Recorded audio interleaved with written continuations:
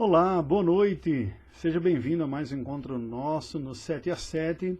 Nesta semana, retomando as divulgações habituais do nosso canal aqui, Montenegro, através dessa playlist 7A7 de reflexões, cristianismo, com 7 minutos às 7 da noite. Nesta semana, eu gostaria de destacar e apresentar para vocês alguns vídeos curtos de pessoas que têm abençoado minha vida, meu ministério, minha própria vida cristã, pessoas que eu tenho aprendido bastante. Eu consegui um que eu gostaria de compartilhar já há um certo tempo, e eu vou abrir encerrando alguma série de vídeos que já passei, do Tim Keller, pastor presbiteriano norte-americano, fundador da Redeemer Presbyterian Church. Neste vídeo de hoje, você vai ver ele nos apresentando o conceito de uma igreja missional. Este conceito está envolvido com algum tipo de controvérsia, nem todo mundo entende ainda, porque normalmente nós pensamos o termo missionário associando ao esforço de levar o Evangelho a outros grupos, a outros povos, outras nações, enfrentando barreiras de língua, cultura e até de país. E o trabalho interno nós falamos de evangelização. Normalmente há essa distinção clássica. O conceito missional e uma igreja missional, como você verá, diz respeito à formação de uma mentalidade na comunidade cristã, na igreja cristã, uma comunidade sensível àqueles que não são cristãos e com os quais nós convivemos no dia a dia.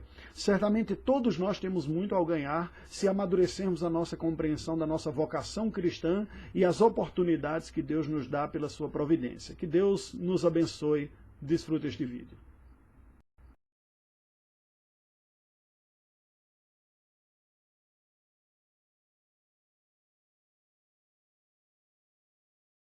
A missional church, for example, is characterized by a great deal of respect for people who don't believe. In other words, a missional church understands what it's like not to believe. And that permeates everything, every meeting. We understand what it's like not to believe. We understand the problems people have with the church. We understand the problems people have with the way life goes. We understand people who wonder about suffering. They wonder about hypocrisy in the church. They wonder about injustice. So because we understand that, the way the preaching goes, the way conversations happen in small groups, non-Christians can be there and not be offended by all the cracks about non-Christians, or not offended by statements about homosexuality, statements about other religions. They're not offended, and secondly, they're not totally confused.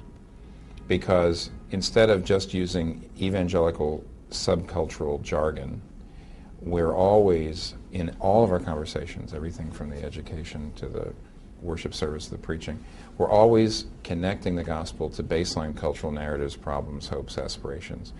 When non-Christians come in, they see that we inhabit the same world. We read the same magazines. We're struggling with the same issues in the neighborhood. They see that we're really being Christians in the same world that they live. And that has to, there's an awful lot of evangelical churches where a non-Christian comes in, they can't understand the jargon. They see an enormous us-them mentality. You know, there's us good people and there's you bad people. All of the things that are obsessing the Christians that they talk about are not the issues in the neighborhood. They're not the issues in the Christians are not concerned about the common good. They're really just concerned about their tribe. So when a non-Christian comes in and they hear all this talk, they're confused or offended and they're out. That's not a missional church. See, that's very different than just an evangelistic approach. Or let me put it one more way. One of our church planters from here, who was trained here, started a church in Berlin. Just got started.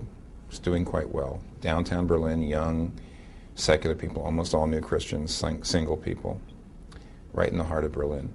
And he came back and gave us a little a video of a girl, a young woman who'd become a Christian. And he translated, it was in German. But what struck me was she told the story of how she became a Christian. She got to know Christian, which is the name of the pastor. And he talked to her about Christianity and gave her a book. And as she read the book, she came back and she said, "You can't be a Christian. You're just like me. You've read the same things. You're concerned about the city.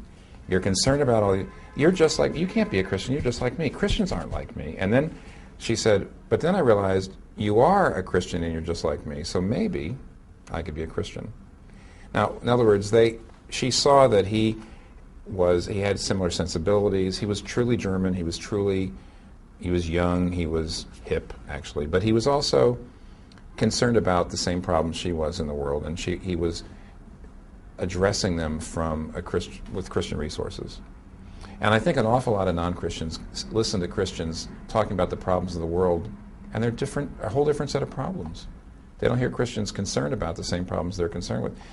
When non-Christians see Christians addressing the common good and the problems that we all face as co-citizens in the world, using Christian resources, therefore maybe the people won't agree with us, but at least they see that we have the same heart. Then they can identify. They say, well, maybe I could be a Christian too. But honestly, I think most non-Christians, when they see what Christians are obsessed with, they can't even begin to relate to them.